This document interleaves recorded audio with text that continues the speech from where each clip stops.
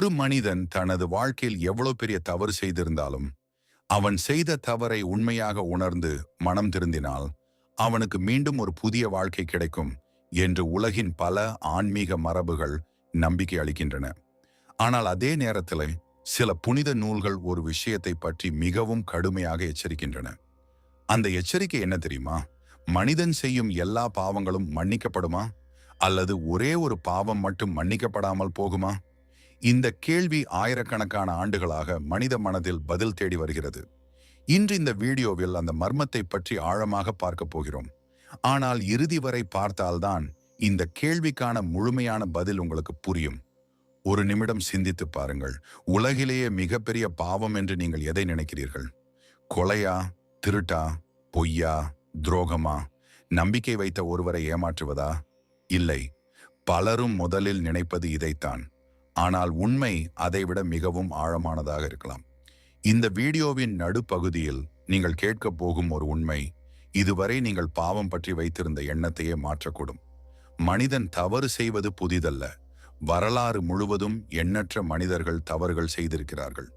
கோபத்தில் செய்திருக்கிறார்கள், பேராசையில் செய்திருக்கிறார்கள், பயத்தில் செய்திருக்கிறார்கள், அறியாமையில் செய்திருக்கிறார்கள். ஆனால் அவர்களில் பலர் பின்னர் மனம் திருந்தி தங்கள் வாழ்க்கையை முழுமையாக மாற்றியிருக்கிறார்கள் என்று பல ஆன்மீக மரபுகள் கூறுகின்றன. அப்படியானால் மனம் திருந்தியவர்களை மன்னிக்க தயாராக இருக்கும் இறைவன் ஏன் சில விஷயங்களை பற்றி மட்டும் இவ்வளவு கடுமையாக எச்சரிக்கிறார்? அதற்கான காரணம் என்ன? இன்னும் சில நிமிடங்களில் அதையும் தெரிந்து கொள்வோம். இங்கே ஒரு முக்கியமான விஷயத்தை கவனியுங்கள். இந்த வீடியோ எந்த ஒரு மதத்தையும் உயர்த்தவோ தாழ்த்தவோ உருவாக்கப்படவில்லை. மாறாக பல்வேறு ஆன்மீக மரபுகள் இந்த கேள்வியை எப்படி அணுகுகின்றன என்பதை அமைதியாக புரிந்து கொள்ளும் ஒரு பயணமாக இது இருக்கும். ஏனெனில் உண்மையை தேடுபவர்களுக்கு பயம் தேவையில்லை, திறந்த மனம் மட்டுமே தேவை. இப்பொழுது நீங்கள் கேட்கப் போகும் அடுத்த பகுதி மிகவும் முக்கியமானது. ஏனெனில் உலகில் பெரும்பாலான மக்கள் பாவம் என்ற சொல்லின் உண்மையான அர்த்தத்தையே தவறாக புரிந்து கொண்டிருக்கிறார்கள்.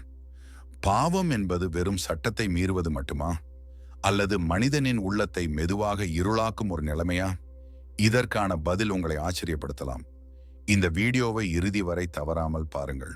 ஏனெனில் கடைசியில் நாம் பார்க்க போகும் ஒரு சிந்தனை மன்னிக்க முடியாத பாவம் என்ற கேள்விக்கான பதிலை மட்டுமல்ல, நம்முடைய வாழ்க்கையை எப்படி வாழ வேண்டும் என்பதற்கான ஆழமான வழிகாட்டுதலையும் தரக்கூடும். ஒருவேளை இன்று இந்த வீடியோவை பார்த்த பிறகு நீங்கள் உங்களை பற்றியும் பிறரை பற்றியும் இறைவனை பற்றியும் இதுவரை இல்லாத ஒரு புதிய பார்வையுடன் சிந்திக்க ஆரம்பிக்கலாம். மனிதன் ஏன் பாவம் செய்கிறான்? ஒரு குழந்தை இந்த உலகில் பிறக்கும்போது அது நல்லவனாகவும் இல்லை, கெட்டவனாகவும் இல்லை. அதன் மனம் ஒரு வெற்று காகிதம் போல இருக்கும். ஆனால் காலம் செல்ல செல்ல அது பார்க்கும் சூழல், கேட்கும் வார்த்தைகள், அனுபவிக்கும் சம்பவங்கள், சந்திக்கும் மனிதர்கள் என்று பல விஷயங்கள் அதன் எண்ணங்களையும் குணத்தையும் உருவாக்கத் தொடங்குகின்றன. அதனால்தான் யாரும் பாவியாக பிறப்பதில்லை.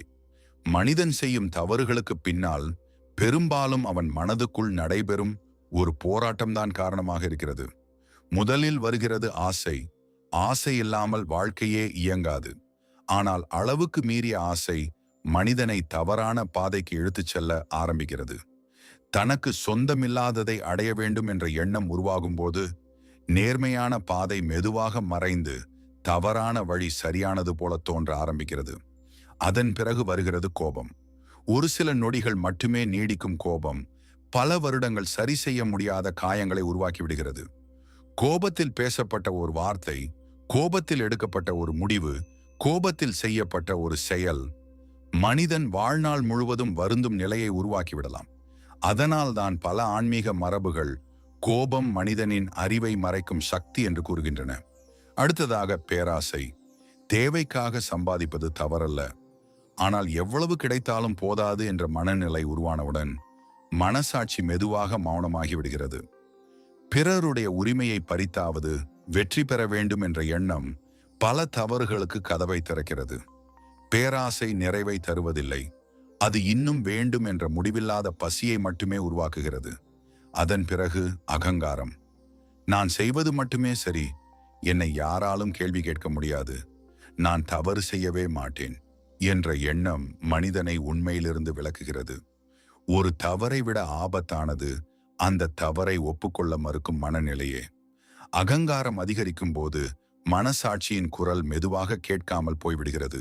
அடுத்து பயம். பலர் நினைப்பது போல எல்லா தவறுகளும் தீய எண்ணத்தால் மட்டுமே நடப்பதில்லை. சில நேரங்களில் பயமும் மனிதனை தவறு செய்ய வைக்கிறது. தண்டனைக்கு பயந்து பொய் சொல்வது, இழப்புக்கு பயந்து ஏமாற்றுவது, மற்றவர்களின் கருத்துக்கு பயந்து உண்மையை மறைப்பது, இவை அனைத்தும் பயத்திலிருந்து பிறக்கும் தவறுகளே. இறுதியாக அறியாமை. எது சரி எது தவறு என்று புரிந்து கொள்ளாமல் வாழ்வது மனிதனை அறியாமலேயே பல தவறுகள் செய்ய வைக்கிறது. சில நேரங்களில் நாம் செய்யும் ஒரு சிறிய செயல் கூட மற்றொருவரின் வாழ்க்கையில் பெரிய காயத்தை ஏற்படுத்தி விடலாம். அதை பற்றி நமக்கே தெரியாமல் இருக்கலாம். அதனால்தான் ஞானம் என்பது வெறும் அறிவு அல்ல, அது நம்முடைய செயல்களின் விளைவுகளை உணர்ந்து வாழும் திறன். இப்பொழுது ஒரு முக்கியமான கேள்வி எழுகிறது. ஆசை, கோபம், பேராசை, அகங்காரம், பயம், அறியாமை, இவைகளால் மனிதன் தவறு செய்கிறான் என்றால் இப்படிப்பட்ட தவறுகளை செய்த அனைவருக்கும் மன்னிப்பு கிடைக்குமா? அல்லது இவற்றில் சில தவறுகள் மட்டும் மனிதனின் வாழ்க்கையை நிரந்தரமாக மாற்றிவிடுமா? பல மதங்களும் பல ஆன்மீக மரபுகளும் இதற்கு என்ன பதில் சொல்கின்றன? அடுத்த பகுதியில் அதை பற்றி விரிவாக பார்ப்போம். மனித வரலாற்றின் மிகப்பெரிய பாவிகள். வரலாற்றின் பக்கங்களை திருப்பி பார்த்தால் மனித குலத்தை உலுக்கிய எண்ணற்ற குற்றங்களையும் கொடூரங்களையும் நாம் காண முடியும். அதிகாரத்திற்காக ஆயிரக்கணக்கான உயிர்களை பலி கொடுத்த அரசர்கள் இருந்தார்கள். கோபத்தின் ஒரு நொடியில் கொலை செய்தவர்கள் இருந்தார்கள். பிறரின் சொத்தை அபகரித்தவர்கள் இருந்தார்கள். தங்கள் நலனுக்காக நண்பர்களையே ஏமாற்றியவர்கள் இருந்தார்கள். நம்பிக்கை வைத்தவர்களுக்கு துரோகம் செய்தவர்களும் இருந்தார்கள். இவர்களை பார்த்தால் இவர்களுக்கு ஒருபோதும் மன்னிப்பு கிடைக்குமா என்ற கேள்வி இயல்பாகவே நம் மனதில் எழுகிறது. ஆனால் இதோ ஒரு ஆச்சரியமான உண்மை. உலகின் பல ஆன்மீக மரபுகளிலும் வாழ்க்கையின் இருண்ட பாதையில் சென்ற சிலர் ஒரே ஒரு தருணத்தில் தங்கள் தவறை உணர்ந்து முற்றிலும் மாறியதாக கூறப்படும் நிகழ்வுகள் உள்ளன. அவர்கள் செய்த தவறுகள் சிறியவை அல்ல, பலரின் வாழ்க்கையை பாதித்த தவறுகள். இருந்தாலும் அவர்கள் தங்கள் செயல்களுக்காக உண்மையாக வருந்தி மீதமுள்ள வாழ்க்கையை நல்ல செயல்களுக்காக அர்ப்பணித்த போது அவர்கள் மாற்றத்தின் எடுத்துக்காட்டாக நினைவு கூறப்பட்டார்கள். இதிலிருந்து நாம் புரிந்து கொள்ள வேண்டிய ஒரு முக்கியமான உண்மை இருக்கிறது. பல ஆன்மீக போதனைகள் மனிதன் கடந்த காலத்தில் என்ன செய்தான் என்பதை மட்டும் பார்க்கவில்லை, அந்த தவறுக்கு பிறகு அவன் என்ன ஆனான் என்பதையும் பார்க்கின்றன. ஏனெனில் தவறு செய்வது மனித இயல்பாக இருக்கலாம், ஆனால் தவறை உணர்ந்து திருந்துவது மனிதனின் உயர்ந்த பண்பாக கருதப்படுகிறது. ஒரு விதையை நினைத்து பாருங்கள். அது இருண்ட மண்ணுக்குள் புதைந்து கிடக்கிறது. வெளியிலிருந்து பார்த்தால் அது முடிந்துவிட்டது போல தோன்றும். ஆனால் அதே இருளிலிருந்து தான் ஒரு நாள் புதிய உயிர் முளைக்கிறது. அதுபோலவே மனிதனின் வாழ்க்கையிலும் சில நேரங்களில் மிகப்பெரிய மாற்றம் மிகப்பெரிய தவறுக்கு பிறகுதான் ஆரம்பமாகிறது. ஆனால் இதுதான் முழு உண்மை அல்ல. இங்கேதான் இந்த வீடியோவின் மிக முக்கியமான கேள்வி நம்மை எதிர்கொள்கிறது. கொலை செய்தவர்களுக்கும் மனம் திரும்ப வாய்ப்பு இருக்கிறது என்று பல ஆன்மீக மரபுகள் கூறுகின்றன. திருடியவர்களுக்கும் திருந்த வாய்ப்பு இருக்கிறது. ஏமாற்றியவர்களுக்கும் துரோகம் செய்தவர்களுக்கும் கூட உண்மையான மனமாற்றத்தின் மூலம் புதிய வாழ்க்கை தொடங்க முடியும் என்று பல போதனைகள் நம்பிக்கை அளிக்கின்றன. அப்படியானால் இவ்வளவு பெரிய தவறுகளுக்கு கூட மனம் திரும்பும் வாய்ப்பு இருக்கும்போது உண்மையில் மன்னிக்க முடியாத பாவம் எது? அது ஒரு குறிப்பிட்ட செயல்தானா அல்லது மனிதனின் மனநிலையா? பல மதங்களும் பல ஆன்மீக மரபுகளும் இந்த கேள்விக்கு என்ன பதில் சொல்கின்றன என்பதை இப்போது ஒவ்வொன்றாக பார்ப்போம். இறுதி வரை கவனமாக இருங்கள், ஏனெனில் அடுத்த சில நிமிடங்களில் நீங்கள் கேட்கப் போகும் விளக்கங்கள் பாவம் மற்றும் மன்னிப்பு பற்றிய உங்கள் பார்வையை முழுமையாக மாற்றக்கூடும். நம்மால் தினமும் செய்யப்படும் 10 மறைமுக பாவங்கள். நாம் பாவம் என்று சொன்னவுடனே பலரின் மனதில் உடனே கொலை, திருட்டு, துரோகம் போன்ற பெரிய தவறுகள் தான் தோன்றும். ஆனால் உண்மையில நம்முடைய அன்றாட வாழ்க்கையில் யாருக்கும் தெரியாமல் நாம் செய்து கொண்டிருக்கும் சில செயல்கள் நம் மனதையும் உறவுகளையும் வாழ்க்கையையும் மெதுவாக பாதித்துக் கொண்டே இருக்கலாம். அவை சட்டப்படி குற்றங்களாக இல்லாவிட்டாலும் பல ஆன்மீக போதனைகளில் அவை மனிதனின் உள்ளத்தை இருளாக்கும் செயல்களாக கருதப்படுகின்றன. இப்போது அவற்றை பற்றி ஒவ்வொன்றாக சிந்தித்து பார்ப்போம். முதலாவது, பெற்றோரை புறக்கணிப்பது. அவர்கள் வயதாகும் போது அவர்களுக்கு தேவைப்படுவது பணம் மட்டுமல்ல, நம்முடைய நேரம், அன்பு, மரியாதை மற்றும் அக்கறை. ஒரு தொலைபேசி அழைப்பை கூட செய்யாமல் நாட்களை கடத்துவது, அவர்கள் பேச விரும்பும்போது பிறகு பார்க்கலாம் என்று தள்ளி போடுவது, அவர்கள் உணர்வுகளை மதிக்காமல் இருப்பது, இவை அனைத்தும் அவர்களின் இதயத்தை அமைதியாக காயப்படுத்தும் செயல்கள். இரண்டாவது, நன்றி மறந்து வாழ்வது. இன்று நாம் இருக்கும் இடத்திற்கு பின்னால் எத்தனை பேரின் உழைப்பும் அன்பும் தியாகமும் இருக்கிறது என்பதை மறந்துவிடும்போது நம்முடைய மனம் மெதுவாக கடினமாக மாறுகிறது. நன்றி உணர்வு இல்லாத இடத்தில் திருப்தியும் நிலைத்த மகிழ்ச்சியும் நீண்ட காலம் தங்குவதில்லை. மூன்றாவது, பிறரை அவமானப்படுத்துவது. ஒரு கிண்டல், ஒரு இழிவான வார்த்தை, ஒரு பொதுவான அவமானம். சில நேரங்களில் அது நமக்கு சாதாரணமாக தோன்றலாம். ஆனால் அந்த ஒரு வார்த்தை மற்றொருவரின் மனதில் ஆண்டுகளுக்கு ஆறாத காயத்தை ஏற்படுத்திவிடலாம். பேசிவிட்ட வார்த்தைகளை மீண்டும் திரும்ப பெற முடியாது. நான்காவது, வெறுப்பை மனதில் வளர்த்துக் கொள்வது. ஒருவர் மீது கோபம் வருவது இயல்பு. ஆனால் அந்த கோபத்தை ஆண்டுகளாக சுமந்து செல்வது அவரை விட நம்மையே அதிகமாக பாதிக்கிறது. வெறுப்பு என்பது மற்றவரை எரிக்க நினைத்து நாமே நெருப்பை கையில் பிடித்துக் கொள்வது போன்றது. ஐந்தாவது, பொறாமை. மற்றவர்கள் முன்னேறுவதை பார்த்து ஊக்கமடைவதற்கு பதிலாக அவர்கள் தோல்வியடைய வேண்டும் என்று மனதிற்குள் நினைப்பது நம் அமைதியையே முதலில் அழிக்கிறது. பொறாமை மற்றவரின் வெற்றியை பறிக்காது, நம்முடைய நிம்மதியை மட்டுமே பறித்துவிடும். ஆறாவது, ஏமாற்றுவது. அது பண விஷயமாக இருக்கலாம், உறவாக இருக்கலாம், அல்லது ஒரு சிறிய பொய்யாக இருக்கலாம். ஒவ்வொரு ஏமாற்றமும் மற்றவரின் நம்பிக்கையை உடைப்பதோடு மட்டுமல்லாமல் நம் சொந்த நேர்மையையும் மெதுவாக குறைக்கிறது. ஏழாவது, வாக்குறுதியை மீறுவது. நம்மை நம்பி ஒருவர் காத்திருக்கும் போது காரணமின்றி கொடுத்த வாக்குறுதியை மீண்டும் மீண்டும் காப்பாற்றாமல் இருப்பது அவர்களின் நம்பிக்கையை சிதைக்கிறது. நம்பிக்கை உடைந்த பிறகு அதை மீண்டும் கட்டி எழுப்புவது மிகவும் கடினம். எட்டாவது, பலவீனமானவர்களை சுரண்டுவது. தன்னை விட பலவீனமானவர்களின் நிலையை பயன்படுத்தி அவர்களை ஏமாற்றுவது, அவர்களின் உழைப்பை மதிக்காமல் இருப்பது, அதிகாரம் அல்லது பணத்தை வைத்து அவர்களை அழுத்துவது, இவை அனைத்தும் மனித நேயத்திற்கு எதிரான செயல்கள். ஒன்பதாவது, மனசாட்சியின் குரலை அடக்குவது. தவறு செய்கிறோம் என்று உள்ளுக்குள் தெரிந்திருந்தும் எல்லாரும் இப்படித்தான் செய்கிறார்கள், ஒருமுறை செய்தால் என்ன ஆகும் என்று நம்மையே நாமே சமாதானப்படுத்திக் கொள்வது மிகவும் ஆபத்தான பழக்கம். ஒருமுறை மனசாட்சியின் குரலை புறக்கணித்தால் அடுத்த முறை அது இன்னும் மெதுவாக கேட்கும். இறுதியில் அது முற்றிலும் அமைதியாகிவிடும். பத்தாவது, மன்னிக்காமல் வாழ்வது.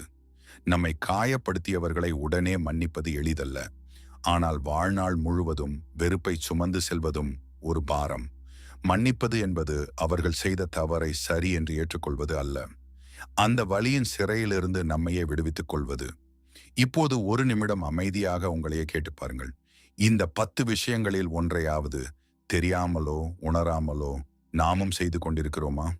இந்த வீடியோ யாரையும் குற்றவாளியாக்குவதற்காக அல்ல, மாறாக நம்மை நாமே சிந்திக்கவும் தேவைப்பட்டால் திருத்திக் கொள்ளவும் ஒரு வாய்ப்பை வழங்குவதற்காக.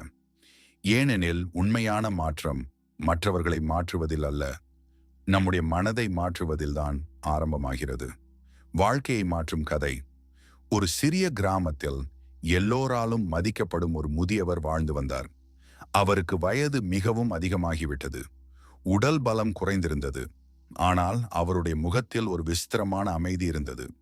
ஒரு நாள் அவருடைய உடல்நிலை மிகவும் மோசமடைந்தது. இனி தன்னுடைய வாழ்க்கை பயணம் முடிவுக்கு வந்துவிட்டது என்பதை அவர் உணர்ந்தார். அவரை சந்திக்க குடும்பத்தினரும் நண்பர்களும் ஊர் மக்களும் வந்தார்கள். பலர் அவரிடம் ஒரே கேள்வியைத்தான் கேட்டார்கள். தாத்தா, வாழ்க்கையில் உங்களுக்கு மிகப்பெரிய வருத்தம் என்ன? அங்கு இருந்த அனைவரும் அவர் செய்த தவறுகளை பற்றி பேசுவார் என்று நினைத்தார்கள். ஒருவேளை அவர் இழந்த செல்வத்தை பற்றியோ, தவறவிட்ட வாய்ப்புகளை பற்றியோ, சந்தித்த கஷ்டங்களை பற்றியோ பேசுவார் என்று எதிர்பார்த்தார்கள். ஆனால் அவர் சில நொடிகள் அமைதியாக இருந்தார். பிறகு மெதுவாக கண்களை திறந்து மிகவும் அமைதியான குரலில் சொன்னார், நான் செய்த தவறுகள் என்னை அதிகம் வேதனைப்படுத்தவில்லை. அந்த தவறுகளை ஒப்புக்கொள்ள நான் எடுத்த காலம்தான் என்னை வாழ்நாள் முழுவதும் வதைத்தது. அந்த ஒரு வாக்கியம் அங்கே இருந்த அனைவரையும் அமைதியாக்கிவிட்டது. அவர் தொடர்ந்து பேச ஆரம்பித்தார்.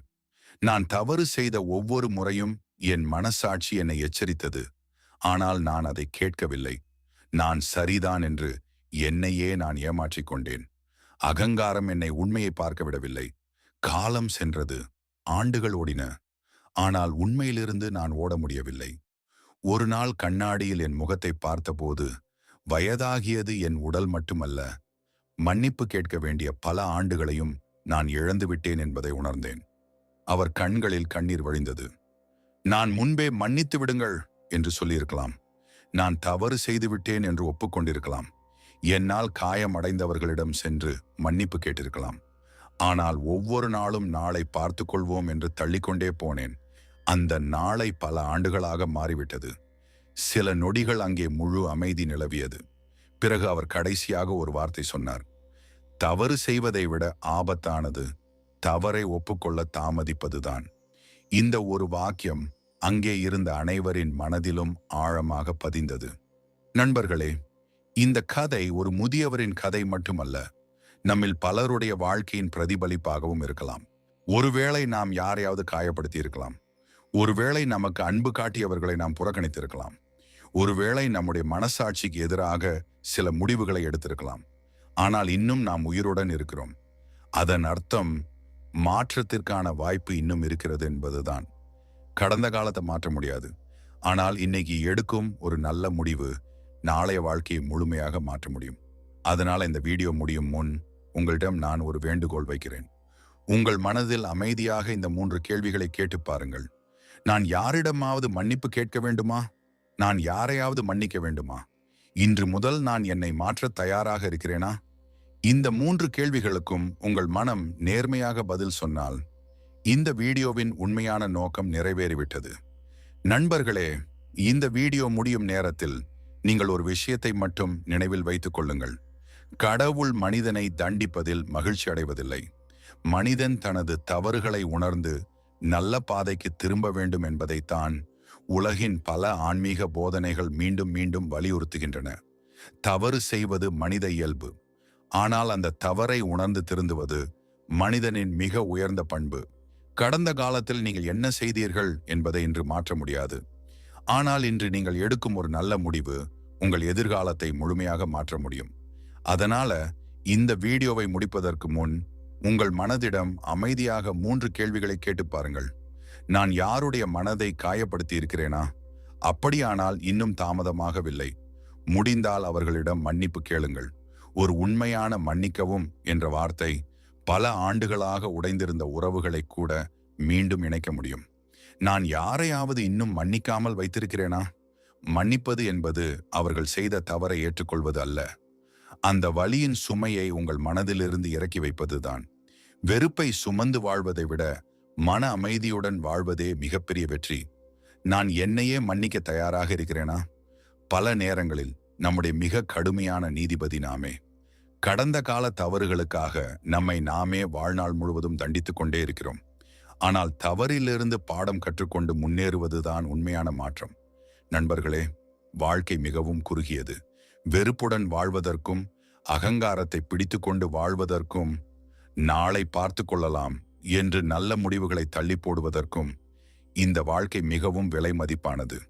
ஒரு நாள் நம்மில் ஒவ்வொருவரும் இந்த உலகை விட்டு செல்லப் போகிறோம். அப்போது நம்முடன் வருவது நம்முடைய செல்வமோ புகழோ பதவியோ அல்ல, நாம் செய்த நன்மைகளும், நாம் கொடுத்த அன்பும், நாம் கேட்ட மன்னிப்பும், நாம் வழங்கிய மன்னிப்பும் தான். எனவே இன்று முதல் ஒரு சிறிய முடிவை எடுங்கள். யாருடைய மனதையும் வேண்டுமென்றே காயப்படுத்தாதீர்கள். தவறு செய்தால் அதை ஒப்புக்கொள்ள தயங்காதீர்கள். மன்னிப்பு கேட்க வேண்டிய இடத்தில் அகங்காரத்தை விடுங்கள். மன்னிக்க வேண்டிய இடத்தில் வெறுப்பை விடுங்கள். ஒவ்வொரு நாளும் நேற்றை விட நல்ல மனிதராக வாழ முயற்சி செய்யுங்கள். ஏனெனில் ஒரு நல்ல மனிதனாக மாறுவதுதான் மனித வாழ்க்கையின் மிகப்பெரிய வெற்றி. இந்த வீடியோ உங்களுக்கு சிந்திக்க ஒரு புதிய பார்வையை கொடுத்திருந்தால் உங்கள் கருத்தை கீழே பதிவிடுங்கள். இந்த வீடியோவை வாழ்க்கையில் ஒரு நல்ல மாற்றம் தேவைப்படும் ஒருவருடன் பகிருங்கள். மீண்டும் ஒரு ஆழமான ஆன்மீக பயணத்தில் சந்திப்போம். நன்றி, வணக்கம்.